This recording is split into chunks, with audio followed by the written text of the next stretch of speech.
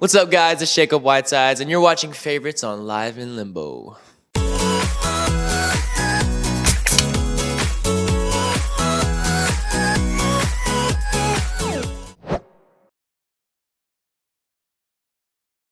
had one the other day. I was in New York, and I was playing a sold-out show, which was really amazing. And the room was all packed, and everyone was vibey and crying.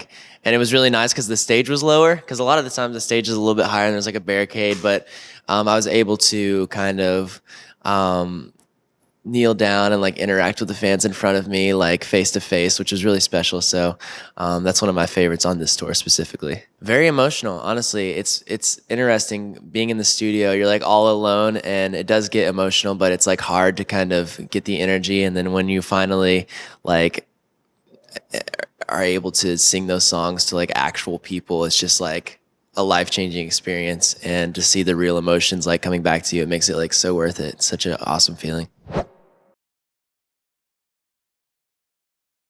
Ooh, my favorite song, Lovesick. Honestly, it's my new single, and the fans have been like really, really into it. Very dancey, and I put my guitar down for that one actually, which I don't do a lot, and dance a little bit, but I can't dance whatsoever, so it makes it even more fun.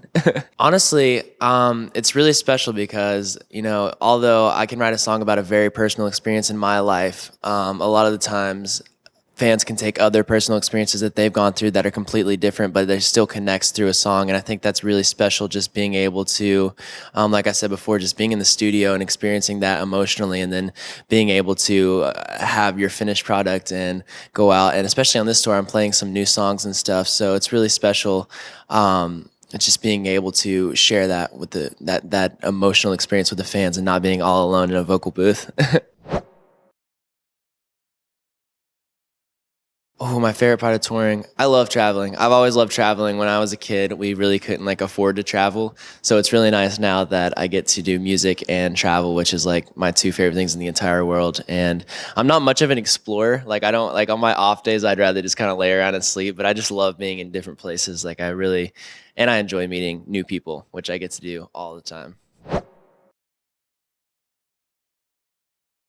Definitely Spotify. All of their discovery playlists are like incredible, and it's helped me find a lot of my favorite artists. So I'm very thankful for those playlists. Probably John Bellion. Honestly, his stuff is so fresh, and it's a little bit more like upbeat than what I usually listen to. I usually listen to a lot of like sad, like acoustic or piano type songs, but his stuff is like really like putting me in a great mood recently. So I've been listening to a lot of that. Oh my goodness. Well, it was Ed Sheeran for the longest time because I thought his tweets were so incredible and his Instagram posts were so funny. But he took a break from social media, so I've just been so lost without him. So hopefully he'll come back soon. But that's awesome that he was capable of doing that. Good music. I love talking to people about what I'm going through. It's really crazy. I've been through situations where I've bottled it up and it makes me feel horrible. So it's really nice that I have really chill fans too. Like I know a lot of people are like, I love my fans, but like I can go out before a show and talk to fans and have normal conversation, and that's really special for me. Just being able to talk to people, even if it's not about the situation, just talking in general kind of relaxes me, and I like to helps me get my mind off things.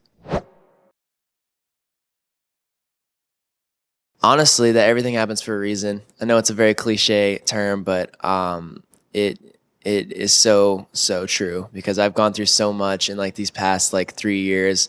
Even starting out in music, I was playing like a lot of live shows with my dad, and we were like out on patios and bars like super late for long amounts of time. And looking back on it, like I was dreading it in the moment, but looking back, I'm like so thankful for all of that stuff, and the good and the bad has been really beneficial to the outcome of like right now. So there's so many things that you go through in your real day-to-day life because of music. Honestly, being on the road all of the time and missing people, I'm constantly missing family and friends, and when things that go wrong in my career, it gets really upsetting, especially being kind of alone. I have an amazing crew, so I never feel totally alone, but it does get kind of isolated out on the road. You're just like always, you're never like somewhere for a good amount of time. So, honestly, just it's really helped me get over things like that. It's helped me get over sadness because I am such a firm believer now in everything happening for a reason, and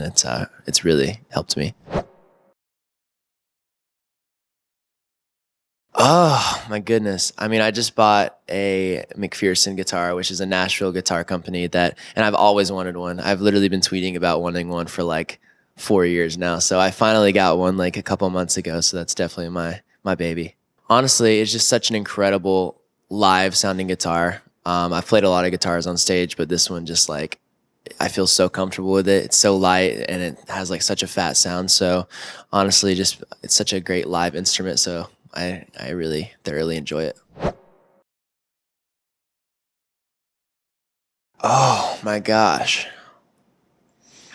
This fan actually that I met in Colorado had a vinyl it was a complete vinyl, like a real vinyl, and she had it like she took it somewhere and they like carved my like silhouette into it, and it looks so ridiculously cool that I like hung it up in my apartment. So that's one of my favorite things I've gotten so far because I have a pretty rad vinyl collection, so it looks good on my bookshelf. Thus far, oh my goodness.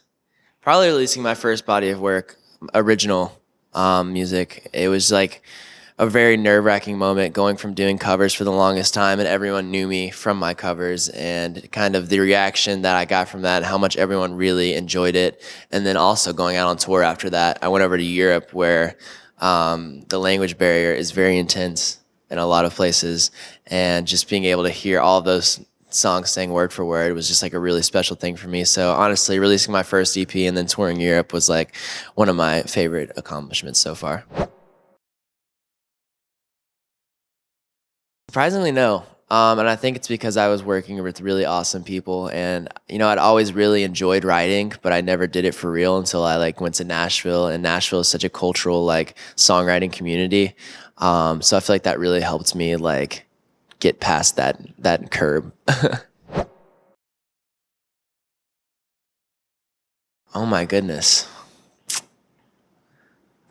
Besides sold out Webster Hall, which is really cool because yeah, I mean it was just an iconic venue. I played in Spain for 15,000 people, which was absolutely ridiculous.